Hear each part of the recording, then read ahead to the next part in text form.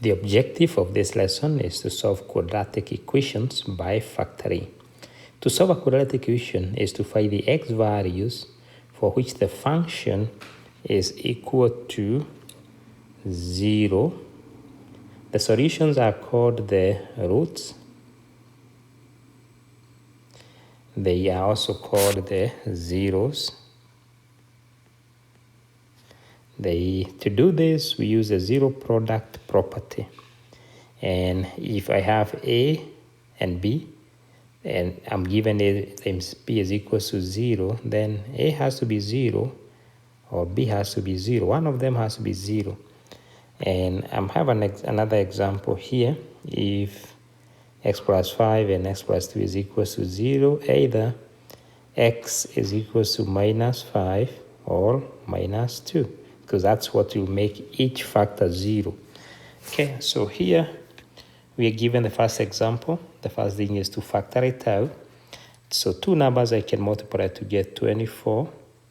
And so the product is 24, and the sum is equals to negative 10. So what are those factors of 24?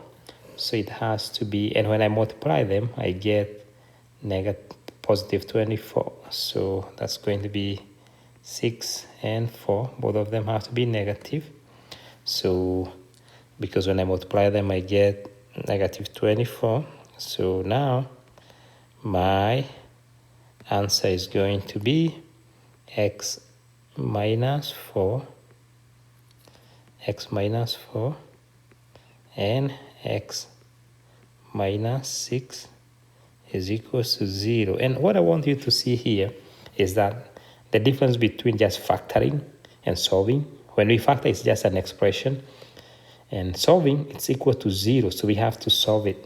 So that means x minus 4 is equal to 0, and x minus 6 is equal to 0. I solve this by adding 4 to both sides, so I get x is equal to 4. The next one, I need to add 6 plus 6, so x is equal to 6. So those are my solutions, and you can plug them back in to check them.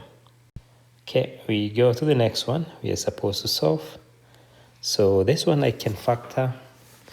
I need to start by factoring it out, and I'm going to factor by splitting the middle term. So I'm going to start by multiplying A by C. So I get minus 18.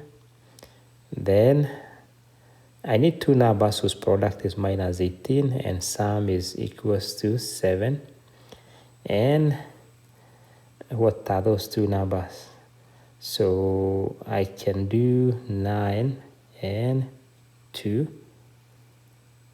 So that will give me minus 18 and positive 7. So then I have 3x squared plus 9x minus 2x minus 6 is equals to 0. So 3x is common, so x plus 3 minus, bring the sign down, what's common here? 2 is common, this is x. I want negative 6, so this has to be positive 3.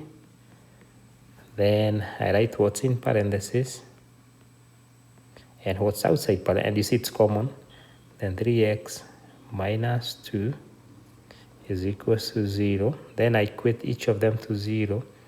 Plus 3 is equal to 0. That means x is equal to minus 3 or negative 3. And the other one, 3x minus 2 is 0. So 3x is equal to 2. I divide by 3, and I get x is equal to 2/3. So those are the roots of the. Okay, we go to the next one. Find the zeros of the equation. To solve this one, see it's equal to y, and just need to make it equal to 0. Then I need two numbers which I can multiply to get 12. So these are 3 and 4. When I add them, I get the middle term. So it's going to be x plus 3, x plus 4 is equal to 0, x plus 3 is 0. So that means x is equal to minus 3.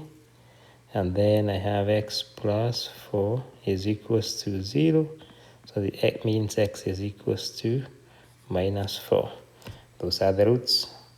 Those are the solutions. Those are the zeros.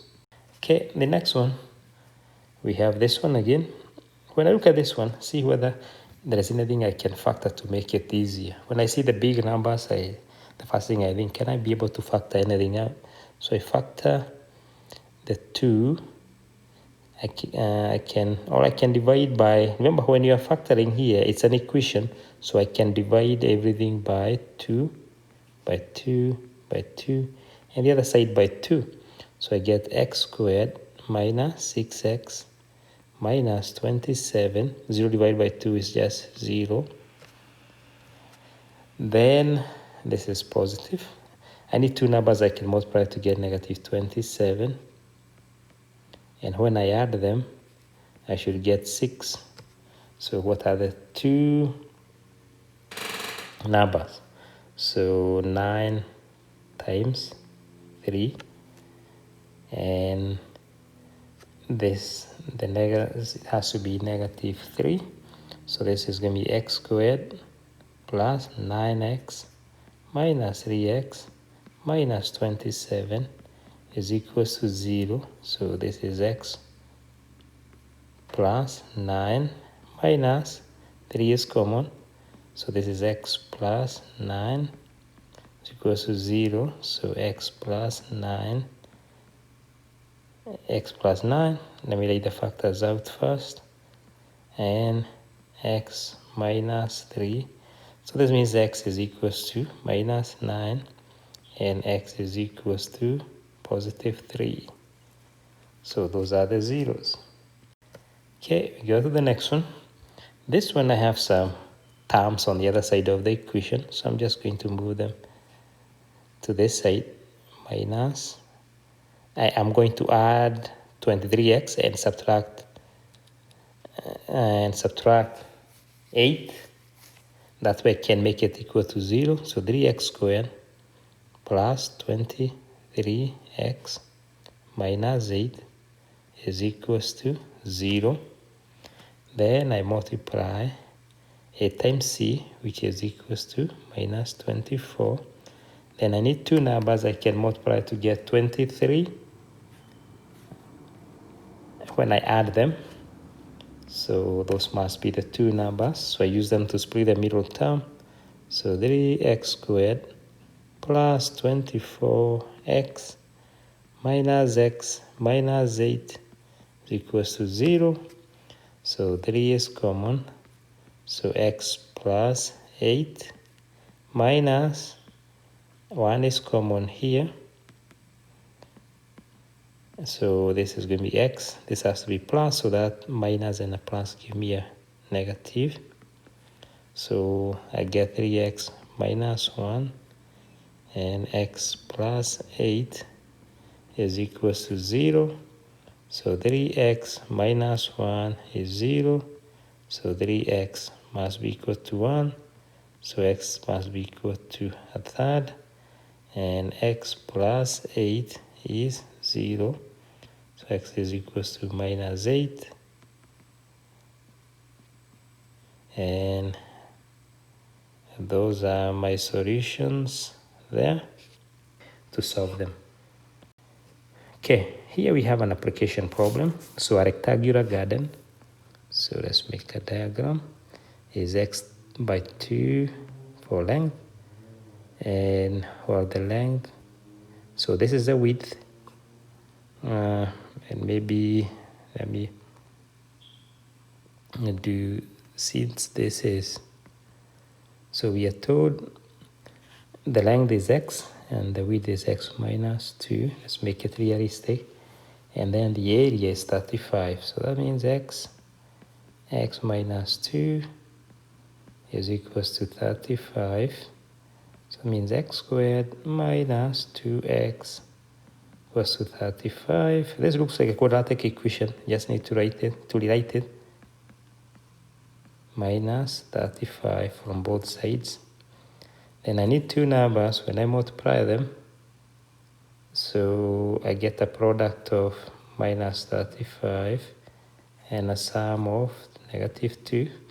So I'll do 5 times 7, and that has to be negative, so that x minus 7, x plus 5 is equals to 0.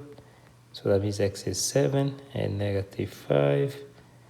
Now remember the length, find x if the area. So x has to be 7 since length cannot be negative. So this will be 7 for the length, and this one is going to be 7 minus 2. See, 7 times 2, 7 times 5 is 35, so confirmed. Okay.